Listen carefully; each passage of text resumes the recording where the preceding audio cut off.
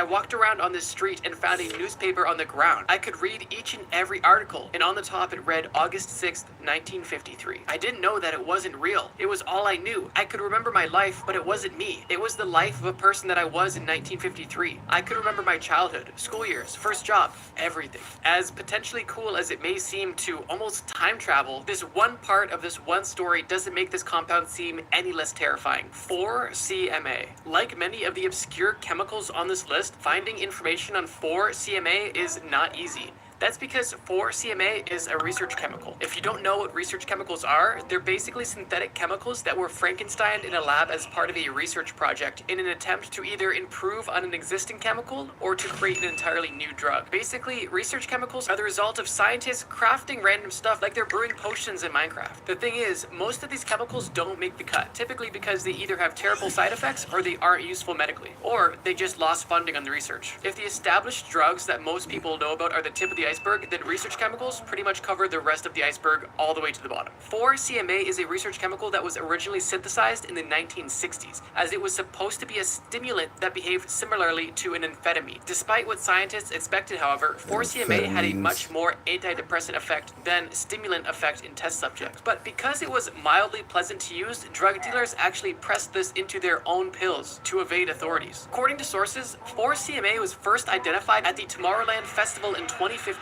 where a tablet was found in the possession of a drug dealer. Then it seemed to have disappeared while a study conducted in 2019 reported detection of 4-CMA in pills once again. Now you might be curious, why is the slightly pleasant antidepressant on this list? Well, it turns out that this drug is highly neurotoxic to its users. In studies done with rats, it was found to permanently reduce serotonin, and in further studies done on it, it was also found that, quote, administration of 4-CMA caused a prolonged reduction in the levels of serotonin in the brain 1 month after injecting a single dose of the drug. In other words, it physically kills your serotonin receptors permanently. Now, to make things worse, there are still vendors that are knowingly selling this toxic chemical with no regard for the general public. This is bad because these drugs can easily end up in a wide variety of recreational pressed pills that are sold on the black market. In regards to this, in the research chemicals subreddit, one user wrote, "Nice. A substance that could fry your brain like only a lifetime of MDMA use could in one sitting," which I feel is pretty accurate. And it's even been reported that abusing this chemical could leave you with, quote, an irreversible depression that would be like an MDMA come down every day for the rest of your life. Although it's been speculating that reaching this state would require multiple large doses over a long period of time, if you don't want to take the chance at permanently damaging your serotonin neurons, I would strongly recommend staying away from this drug. I almost want to call 4-CMA super MDMA, but it's really not the case. It's honestly just the worst of both worlds. The upside of MDMA is completely subdued in 4-CMA, and the downside of MDMA is amplified to such an extreme degree there is absolutely no value in the trade-off. Pyros. No, not the TF2 pyro. Pyros is an abbreviated word for the class of drugs known as pyrrolidinophenones, and they're pretty much crack on crack. If you remember the bath salts epidemic from about a decade ago, well, pyros are to blame. They're pretty well known in the fringe drug community as being the most addictive class of chemicals on Earth. And when I say most addictive, I'm talking about 20 times more addictive than crack. These drugs are absolutely insane, and they don't even hold a candle to the mainstream drugs known for their addictiveness. For example, with commonly known drugs, most people actively decide to stop using it before their supply runs out. This is definitely not the case with this stuff. Barely anyone in recorded history has started using a supply of pyros and just stopped halfway through out of sheer willpower. In most stories on the internet, people who start a stash of pyros only end their days-long bender because they became full-blown psychotic and ended up in a psych ward, or if they're lucky, started seeing shadow people early on and got scared enough to flush the rest of their supply down the toilet. But this stuff is so addictive that I'm convinced somebody has flushed their stash down the toilet and then immediately gone sewer diving afterwards on a quest to find his precious like Gollum in Lord of the Rings. Because of this, even the most seasoned drug users